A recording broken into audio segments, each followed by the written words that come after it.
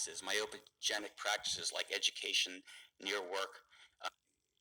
If you want to know how the eye actually does behave, talk to an engineer. Talk to Todd. He's got it right. He's prevented, avoided, got out of about 2060, and is keeping it there for 10 years. So here's Todd. You could get strong myopia, more than 2 diopters. Whereas if you're not predisposed and you had those habits, you might get some milder myopia.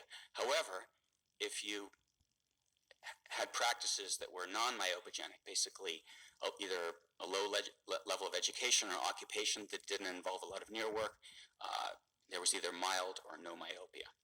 It's a very interesting paper. So let's get into the biology. How can you explain this? All right. So I think it's important to start with an understanding of how the eye focuses light.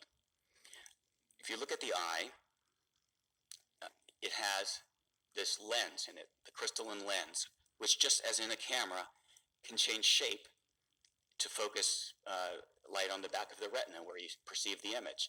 Now, when you're looking at distant objects and most of the rays are coming in parallel, the lens is fairly flat, so there's not much focusing needed. However, when you're focusing close up, the lens actually has to expand and become more curved. And just like with a magnifying glass, you'll tend to be able to focus the light. Now, a healthy eye can go back and forth between those two focusing states rather easily.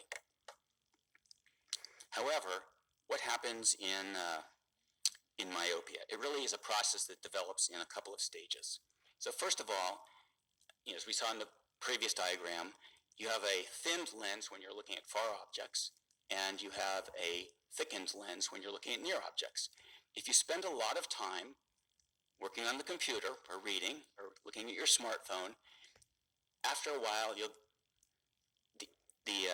when you're doing near work, the lens will spasm, and it will be much harder for it to thin out again when you look in the distance. So now when you look in the distance, rather than focusing on the retina, you're focusing in front of the retina and you perceive a blurred image. So this can be transient, and this is what happens when you might be in grade school. But if you're doing a lot of near work or you're looking at your smartphone all the time, that spasm becomes more permanent.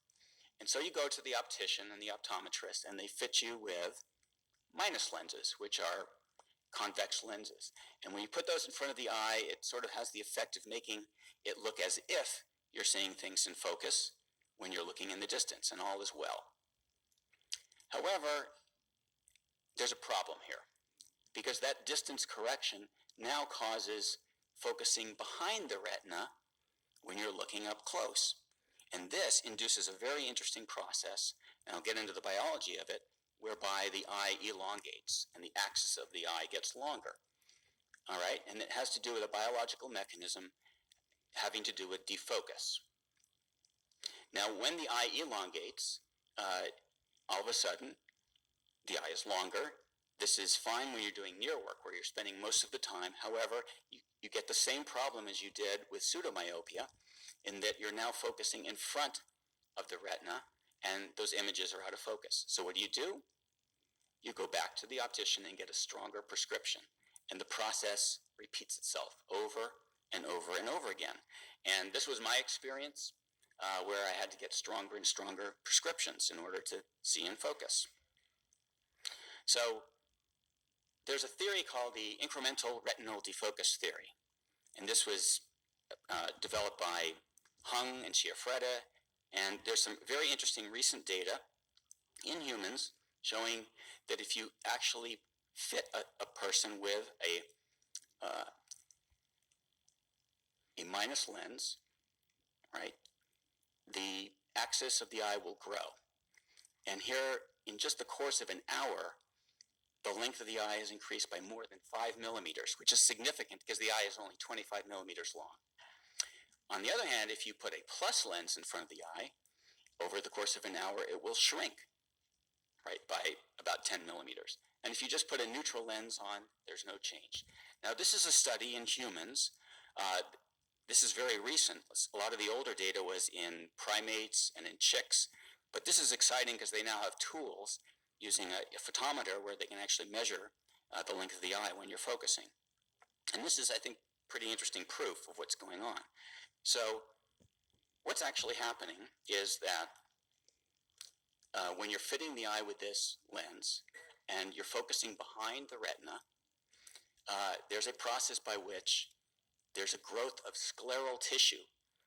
And the scleral tissue grows in response to some neuromodulators that are secreted when there's a defocus. It's actually quite interesting. It's been experimentally demonstrated. So these neuromodulators increase the elasticity of the scleral tissue and allow the eye to elongate. The same process, by the way, can happen in hyperopia, where you're focusing in the other direction. You can cause the eye to become shorter.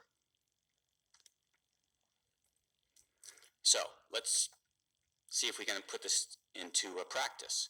Can we take this learning and turn it into actually a method for reversing myopia? I mean, there you saw an experimental demonstration how actually putting a lens in front of the eye can change its shape. So in this regard, I'd like to touch on a key principle that I write about in my blog, Getting Stronger, and that is hormesis. Hormesis is a beneficial response of an organism to a low-dose stressor that's otherwise detrimental or lethal at high doses. And it works by activating various defense or repair mechanisms. And there's a lot of examples you might be familiar with, for example, exercise and immunization, calorie restriction, exposure to hot or cold. These provoke an adaptive response. Wow. UV radiation, That's his phytonutrients, It formation is. of I said, calluses well, if how you you play the doing? guitar He or go said, well, barefoot. he said You get the growth of skin there. he had And diverticulitis I and will got argue an that active abscess on his focusing colon. Ah, And he said he was in so much that's it. pain